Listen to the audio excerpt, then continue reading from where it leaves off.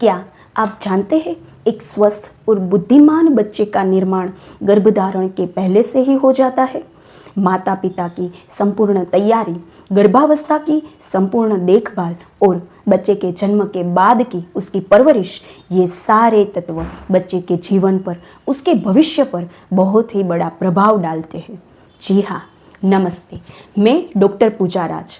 आज हम एक बहुत ही महत्वपूर्ण विषय पर बात करेंगे। आज हम बात करेंगे गर्भ शारीर के विषय में। गर्भ शारीर की जब बात आती है तब गर्भ स्थापन से लेकर उसका विकास और जन्म के पश्चात बच्चे की संपूर्ण परवरिश का मार्गदर्शन गर्भ शारीर के अंतर्गत आता है। ये सिर्फ एक प्रेगनेंसी नहीं है, ये एक संपूर्ण साइंस है जहाँ पर कंसेप्शन से लेकर बच्चे के जन्म तक के सारे पहलुओं पर विचार किया गया, उसके ऊपर मार्गदर्शन दिया गया है। जहाँ की बात होती है तो 4 महत्वपूर्ण तत्वों की बात होती है, जिसका वर्णन आयुर्वेद में गर्भ संभव सामग्री के रूप में किया गया। ये 4 मुख्य तत्व है ऋतु, क्षेत्र, अंबु और बीज। ऋतु मतलब माता की रजोचर्या, माता का ऋतुकाल। अंबु मतलब माता का आहार रस। बीज माता का स्त्री बीज और पिता का पुरुष बीज। क्षेत्र माने माता का गर्भाशय। ये चारों गर्भ संभव सामग्री है। इन चारों के स्वस्थ होने पर ही एक स्वस्थ बच्चे का निर्माण हो सकता है, एक स्वस्थ गर्भ आकार लेता है और उसका स्थापन होता है। गर्भ का स्थापन होने के बाद बात आती है गर्भ के विकास की। जब गर्भ का विकास शुरू होता है तो 6 मुख्य भाव उसमें अपना कंट्रीब्यूशन देते हैं। वो 6 भाव जो है वो है मातृज, जो माता तरफ से मिलते हैं, पितृज, जो पिता तरफ से मिलते हैं, आत्मज, जो आत्मा से यानी कि आध्यात्मिक रूप से मिलते हैं, सत्वज, मानसिक, माता की मानसिकता से मिलते हैं, सात्म्यज, माता की रोग प्रतिकारक शक्ति से मिलते हैं, और रसज यानी कि माता के आहार रस से, माता के पोषण से, माता के न्यूट्रिशन से मिलते हैं। ये 6 भावों का वर्णन आयुर्वेद में षड भाव के रूप में किया गया है।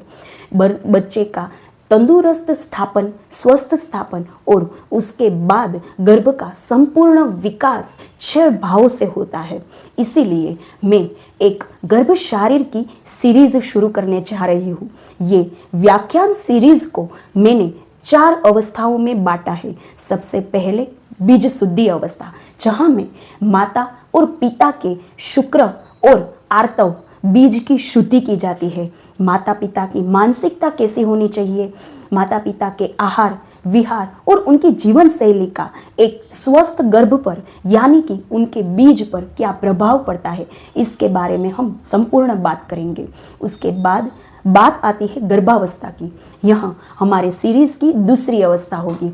इस अवस्था में हम माता के 9 महीनों के बारे में बात करेंगे।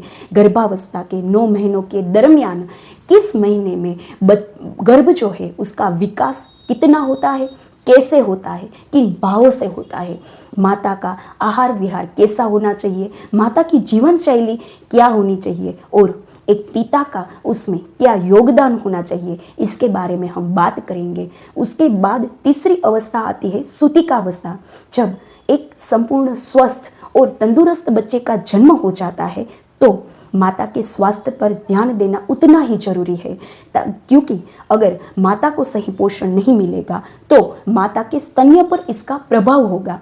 हम जानते हैं कि शुरुआत के 6 महीनों में बच्चे का एकमात्र आहार माता का स्तन्य होता है।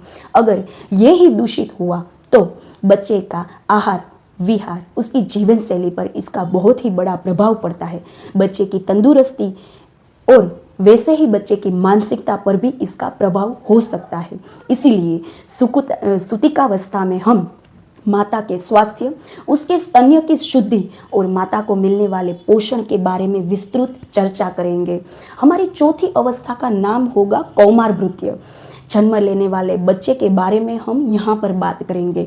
बच्चे का स्वास्थ्य कैसा होना चाहिए, बच्चे की परवरिश कैसे करनी चाहिए, माता पिता का बच्चे के वृद्धि और विकास में क्या योगदान रहता है, इसके बारे में हम संपूर्ण चर्चा करेंगे ताकि एक स्वस्थ बच्चा अपने विकास की तरफ आगे बढ़े।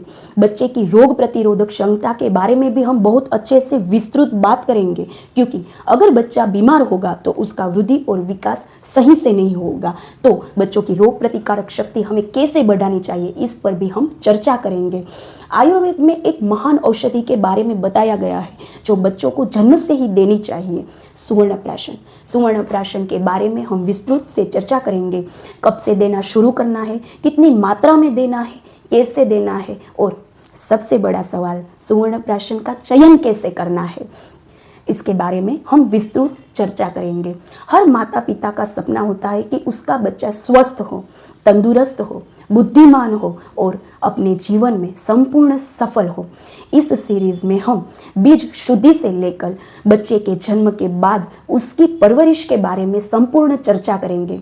इस सीरीज का हेतु है आप कोई भी अवस्था में हो, आप अपने आप निर्णय ले सको कि आपको क्या करना चाहिए, क्या नहीं करना चाहिए। हर छोटी छोटी बातों के लिए हम डॉक्टर के पास नहीं जा सकते, इसीलिए हमें ज्ञान होना चाहिए कि बच्चे के जन्म के पहले से ही लेकर बच्चे के जन्म के बाद तक हमारी क्या भूमिका होनी चाहिए, हमें क्या करना चाहिए, क्या नहीं करना चाहिए।